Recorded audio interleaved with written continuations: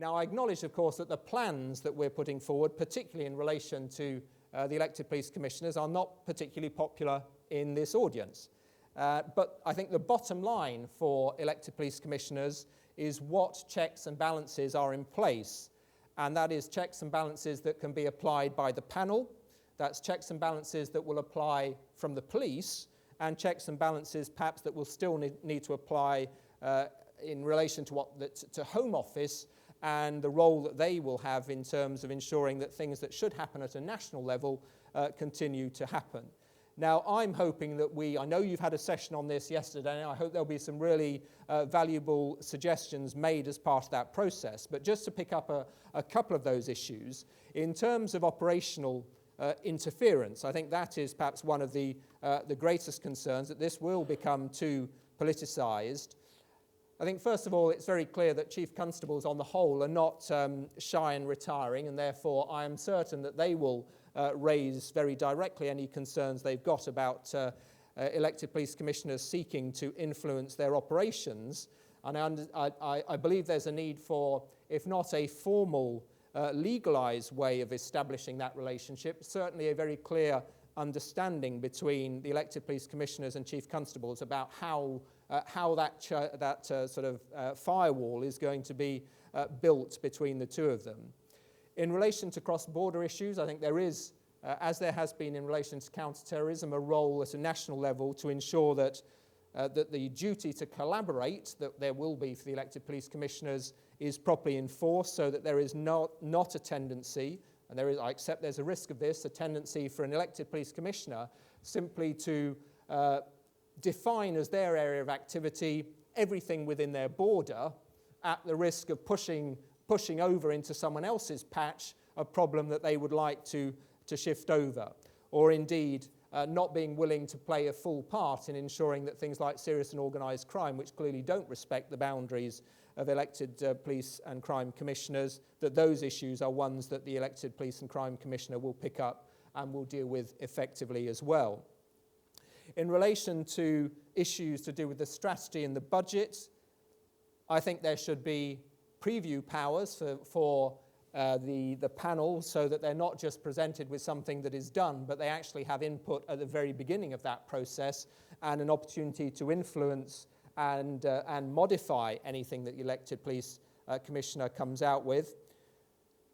I have concerns like you do about turnout, although I think for the person who is saying, well, we're used to local authority elections, of course, in some local authority elections, we also do have rather poor turnouts. And I think I hope that very often the number one issue that people are raising with me when I'm out canvassing, particularly for local council elections, is often about issues like antisocial behaviour. So I think there is an interest amongst the public in these issues, and I hope that that will ensure that there is a decent turnout when those elections take place. Perhaps a more difficult issue to tackle is the issue of diversity, and at the moment I've not got a clear idea about how one can ensure that the elected police commissioners don't all look like me when they get elected. And I think we need to make sure that in some way, and it may be these are issues that you've discussed and may have some helpful views on, that we ensure that a wider cross-section of the population is able to get to put themselves forward, stand for election and get elected, not simply a sort of stereotypical white middle-aged man. Now, I think the panel, there are some things that can be done in relation to the panel to ensure that it does present a challenge, a legitimate challenge to the police commissioner, and that is, first of all, making sure that, as the government have said they would do, making sure that all areas are represented on the panel, also making sure that each area decides who it's going to appoint to the panel, and then the panel as a whole decides who is going to be the chair of the panel, perhaps through an election process. So I think all of those things can strengthen the panel and the panel's independence. Now, what is the Liberal Democrats' role in the coalition? Well, clearly in some departments, whether it's energy, where we've got Chris Hoon, who Brian mentioned, or indeed business, there are secretaries of state who are Liberal Democrats, and they clearly have a very clear role in defining the coalition government's agenda. But in areas where perhaps we haven't got a lead minister, I think our role is very much a role of influence and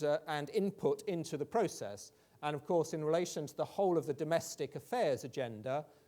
the Deputy Prime Minister is the person who leads on that agenda for the government. And it is clearly, as was said earlier in the question and answer session, our role in Parliament to push harder on things like checks and balances, informed by the views and expertise that you have to beef those up. And if those are issues that can't be addressed through dialogue with the discussions with the appropriate ministers, then we do have and will exercise the opportunity to table amendments. And I'm sure that I will be and others in the Lords will be very interested in seeing what proposals you may have in terms of amendments about how we could ensure that the panel is properly able to hold the elected police commissioner to account and ensure that the agenda that the police commissioner is pushing is one that is acceptable to the widest community. And I know that you have got strong views on that, and I'd just like to echo what Brian said. I think it would be a great shame if, as part of this process, we lost the expertise and the commitment that people in this room and beyond have shown to these issues. And I hope that you will, as I said, use this as an opportunity, even though clearly your views don't necessarily coincide with that of the coalition, to provide input so that we can come out or arrive at an outcome which, even if you're unlikely to be totally satisfied with, at least you'll have greater confidence that the elected police commissioners in particular will be more effective in their role than you may feel is likely to be the case at the moment. So I will hope that those amendments, those suggestions will come forward. Now, I think there's very strong evidence to suggest that there will be a liberal view on policing. I think that view, liberal with a small L, before I scare anyone off, scare our coalition partners off, on policing, and I think that will prevail in the early part of the 21st century. Now, liberal with a small L means effective at tackling crime, it means effective at tackling reoffending rates, and it means giving local people and police, rather than the Home Office, the power to set priorities locally.